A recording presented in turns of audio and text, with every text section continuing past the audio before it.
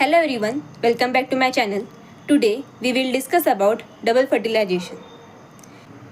Fertilisation मतलब male gamete और female gamete के बीच में फ्यूजन, राइट? लेकिन यहाँ पे जो डबल फर्टिलाइजेशन है मतलब 2 बार फ्यूजन होगा। तो यही 2 बार फ्यूजन कैसे होगा और किसके बीच में होगा, और इसी के साथ साथ ट्रिपल फ्यूजन क्या होता है, सिंगैमी क्या होती है, इन सब के बारे में आज हम इस टॉपिक में डिस्कस करेंगे। तो बिना देरी करते हुए let's get started. Double fertilization को समझने से पहले हमें female gametophyte that is embryo sac और male gametophyte that is pollen grain, इनके स्ट्रक्चर को जानना होगा। एक मैच्योर एम्ब्रियो सैक में 7 सेल और 8 न्यूक्लियाई होते हैं। एम्ब्रियो सैक के 2 एंड्स होते हैं, chalazal end and micropylar end. Chalazal end पे 3 एंटीपोडाल सेल्स होते हैं और मैक्रोपालर एंड पे एक अपैरेटस होता है। इस एक अपैरेटस में 2 सिनर्जिड्स और एक सेल रहता है, और बीच में एक बड़ा सा सेंट्रल सेल होता है जिसमें 2 पोलर न्यूक्लियाई रहते हैं। तो अगर हम सेल्स को काउंट करें तो 3 एंटीपोडाल सेल्स, 2 सिनर्जिड्स के सेल्स, एक सेल और एक बड़ा सा सेंट्रल सेल। वैसे न्यूक्लियाई 3 एंटीपोडाल सेल्स के 3 न्यूक्लियाई, 2 सिनर्जिड सेल्स के 2 न्यूक्लियाई, एक सेल का 1 न्यूक्लियस और एक बड़ा सा सेंट्रल सेल है जिसमें 2 पोलर न्यूक्लियाई होते हैं। सेंट्रल सेल एक ही सेल है लेकिन वह उसमें 2 न्यूक्लियाई होते हैं। इसकी वजह से एम्ब्रियो सैक में 7 सेल और 8 न्यूक्लियाई रहते हैं। तो ये तो हो गया एम्ब्रियो सैक के बारे में। अब हम डिस्कस करेंगे about pulling grain that is male gametophyte. Pulling grain का स्ट्रक्चर तो काफ़ी सिंपल है। एक मैच्योर पुल्लिंग ग्रेन में 2 सेल्स होते हैं, vegetative cell and generative cell. ये जनरेटिव सेल का फर्दर माइटोसिस होता है और 2 मेल गैमेट्स बन जाते हैं। फिर जब ये मैच्योर पोलन ग्रेन स्टिग्मा पे लैंड होता है तब पोलन और पिस्टिल के बीच में इंटरेक्शन होती है, कंटिन्यूस केमिकल डायलॉग चलता है।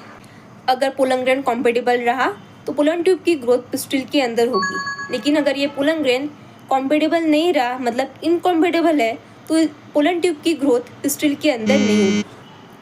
अब ये वाला पोलन ग्रेन कॉम्पेटिबल है इसीलिए पोलन ट्यूब की ग्रोथ पिस्टिल के अंदर होगी और इसके साथ वेजिटेटिव सेल का न्यूक्लियस और 2 मेल गैमेट्स भी अंदर आ जाएंगे। पोलन ट्यूब ये एम्ब्रियो सैक में मैक्रोपालर एंड के थ्रू एंटर होता है और सिनर्जिड सेल में फिलीफॉर्म अपैरेटस होते हैं जो पोलन ट्यूब के ग्रोथ को गाइड करता है। फिर ये 2 मेल गैमेट्स सिनर्जिड सेल के साइटोप्लाज्म के अंदर चले जाएंगे। इन 2 मेल गैमेट्स में से पहला वाला मेल गैमेट फ्यूज होगा विद द एक cell to form a diploid zygote, और इसी प्रोसेस को हम कहते हैं सिंगैमी। देखो यहाँ पे मेल गैमेट भी हैप्लॉइड है और एक सेल भी हैप्लॉइड है, तो दोनों मिला के एक डिप्लॉइड जाइगोट फॉर्म करेंगे। तो syngamy is the fusion of एक cell with the male gamete to form a diploid zygote.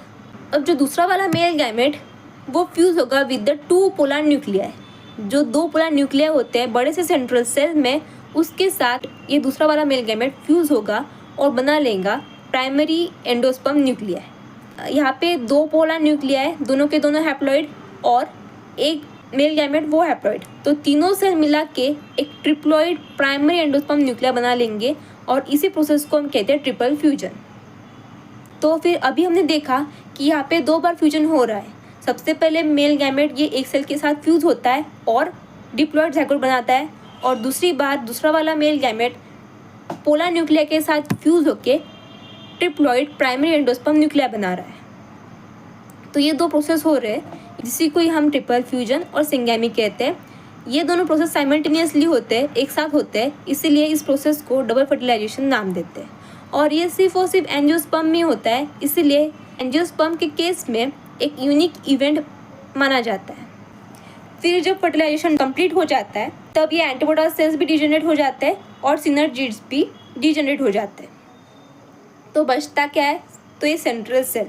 अब इस सेंट्रल सेल को भी सेंट्रल सेल ना कहते हुए इसको अब हम कहेंगे प्राइमरी एंडोस्पर्म सेल, जो आगे चल के एंडोस्पर्म में कन्वर्ट होगा, और जो जाइगोट है वो भी आगे चल के एम्ब्रियो में कन्वर्ट होगा।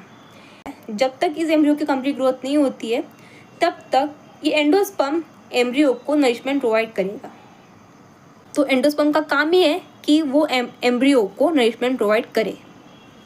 सो this was all about double fertilization. I hope कि आपको ये कंसेप्ट समझ में आ गया हो।